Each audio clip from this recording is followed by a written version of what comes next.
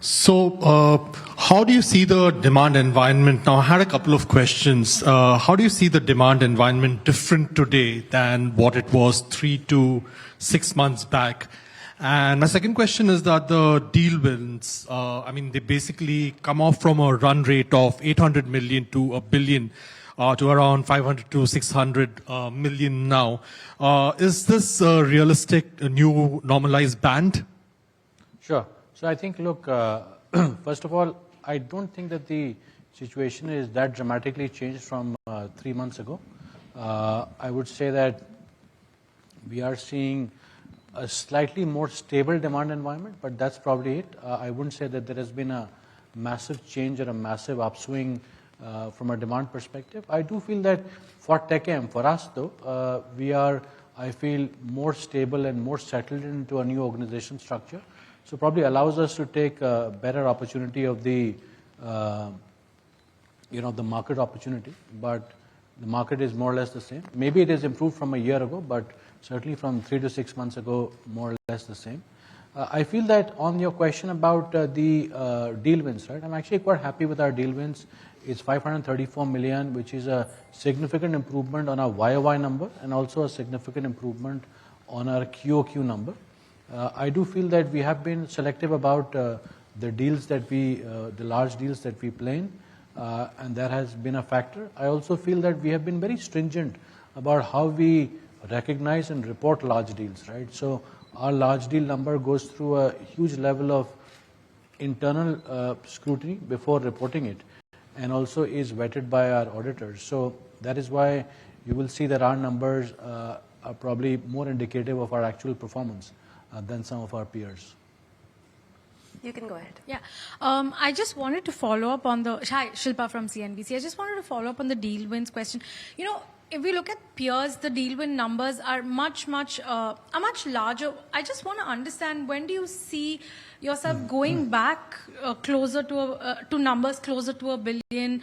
Are you working towards that? Because you said you're quite happy with the current number, but I just want to understand what direction that you're going in, sure. Given that at the industry level, we're seeing much larger numbers at this point. Sure.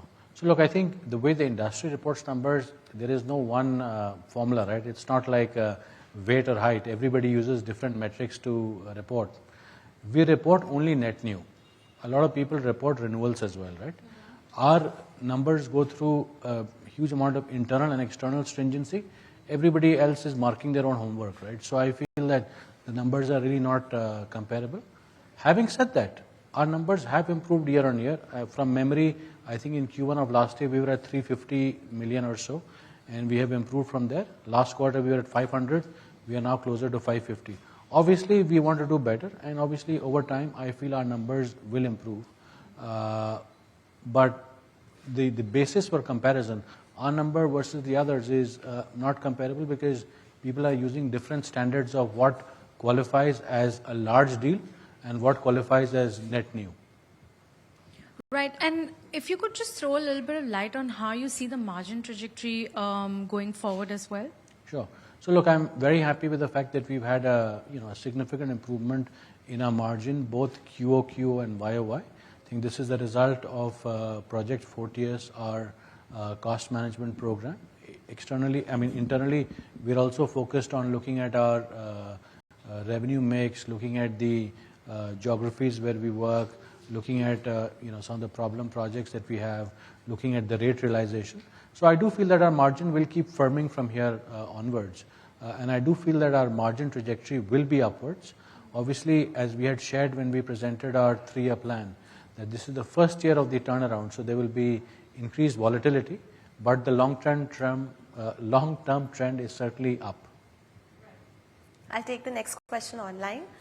This is for the announcement of Verify. What is the market scope and where do you see client demand coming and the technologies that you're prioritizing to meet these demands? So look, I think the Verify thing is the result of a deep set of conversations that we had with our clients and with our teams. And the view was, Gen AI has now been in place for almost a year and a half. And obviously it is the topic that is being discussed at the boardrooms, but also in all the technology teams across of our clients. but it is still a lot of pilots. Enterprise adoption has been relatively lower. And we came to the conclusion in talking to our clients is people adopt Gen AI in pilots. If there are some errors, then they start to bring humans into the loop. Once they bring humans into the loop, the level of productivity is not the same, the benefits are not the same. And there isn't the confidence to take these to enterprise level adoption. So we felt that if you had, if you had a validation workbench, a validation framework, a validation platform, then that would allow for easier and faster adoption by clients. Just the same way that if once you have guardrails on a speed track, a car can move a lot faster than if there are no guardrails.